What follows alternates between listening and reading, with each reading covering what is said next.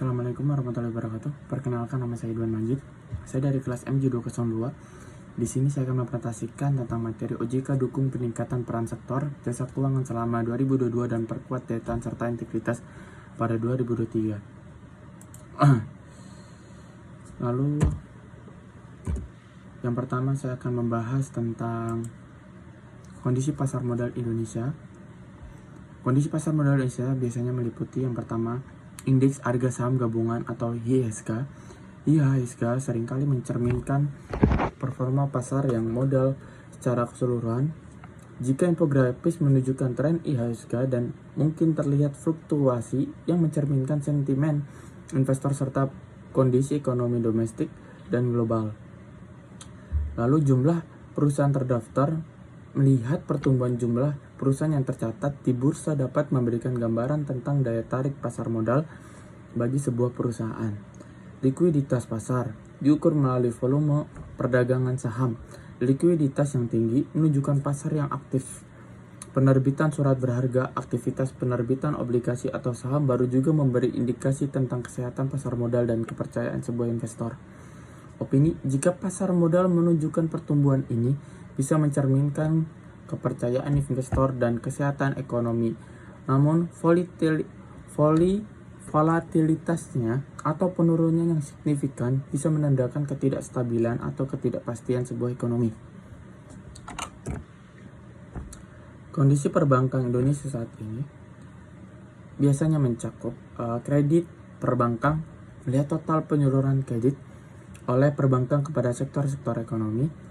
Peningkatan kredit menunjukkan pertumbuhan ekonomi dan kebutuhan pembiayaan.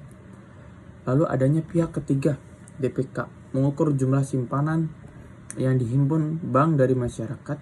Kenaikan DPK menunjukkan kepercayaan masyarakat terhadap sistem perbankan. Lalu dilihat juga dari rasio kinerja, rasio seperti non-performing loan NPL, return on asset ROA, dan return on equity ROE, memberikan gambaran tentang kesehatan finansial bank. NPL yang rendah dan ROA atau ROE yang tinggi biasanya menunjukkan kinerja yang baik. Opini, kesehatan perbankan yang baik ditunjukkan oleh rasio kredit yang seimbang, pertumbuhan DPK yang stabil, dan juga rasio kinerja yang positif. Namun, ketidakstabilan ekonomi atau krisis keuangan bisa mempengaruhi ketiga aspek ini. Lalu, kondisi industri non-keuangan Indonesia meliputi yaitu pertumbuhan industri, melihat data pertumbuhan sektor-sektor industri seperti manufaktur, pertambangan, dan juga perdagangan. Adanya investasi, aktivitas investasi di sektor-sektor non-keuangan dapat menunjukkan kepercayaan dan prospek industri yang lebih baik ke depannya. Kinerja ekspor dan impor. Data tentang ekspor dari impor dapat mencerminkan daya saing dan juga kesehatan industri non-keuangan. Opini, kinerja industri non-keuangan yang baik ditunjukkan oleh pertumbuhan yang stabil, investasi yang meningkat, kinerja ekspor-ekspor yang positif biasanya mencerminkan fondasi ekonomi yang kuat. Sebaliknya, penurunan sektor ini bisa menandakan tantangan ekonomi yang lebih buruk ke depannya.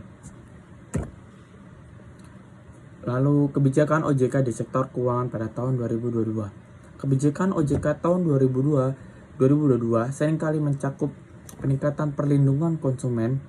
OJK mungkin memperkenalkan kebijakan atau melindungi konsumen dari praktik-praktik yang merugikan di sektor keuangan. Digitalisasi dan inovasi mendorong adopsi teknologi finansial fintech dan memastikan regulasi yang sesuai untuk sektor ini. Lalu kebijakan stabilitas keuangan termasuk pengawasan dan manajemen risiko.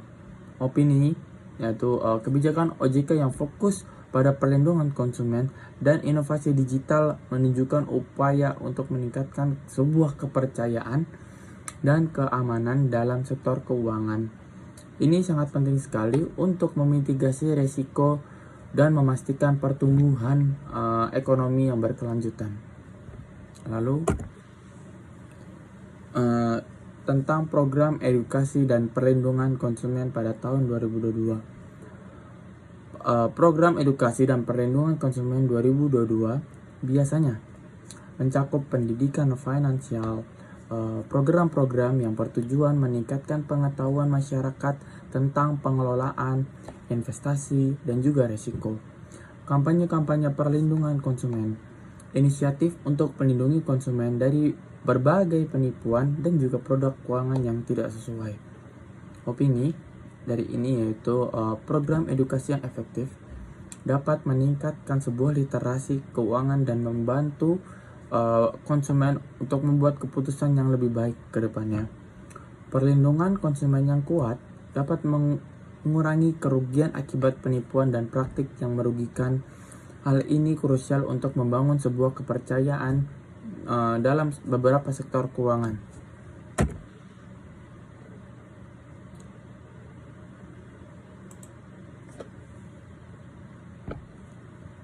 Lalu selanjutnya itu kebijakan OJK di sektor jasa keuangan pada tahun 2022. Kebijakan OJK pada tahun 2002 mungkin meliputi regulasi fintech, yaitu penyesuaian regulasi untuk mengakomodasi perkembangan fintech untuk menjaga kestabilan sebuah keuangan. Lalu peningkatan transparansi atau akuntabilitas, kebijakan untuk meningkatkan transparansi dalam laporan keuangan dan pengawasan sektor keuangan. Lalu stabilisasi pasar keuangan. Kebijakan ini dipergunakan untuk menjaga sebuah stabilitas pasar keuangan di tengah ketidakpastian ekonomi global.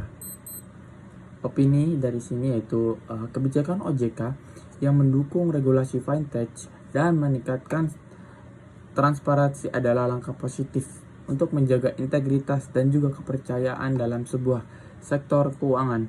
Kebijakan ini dapat membantu menciptakan lingkungan yang aman bagi investor dan juga konsumen, serta mendukung pertumbuhan sektor keuangan yang inovatif dan berkelanjutan.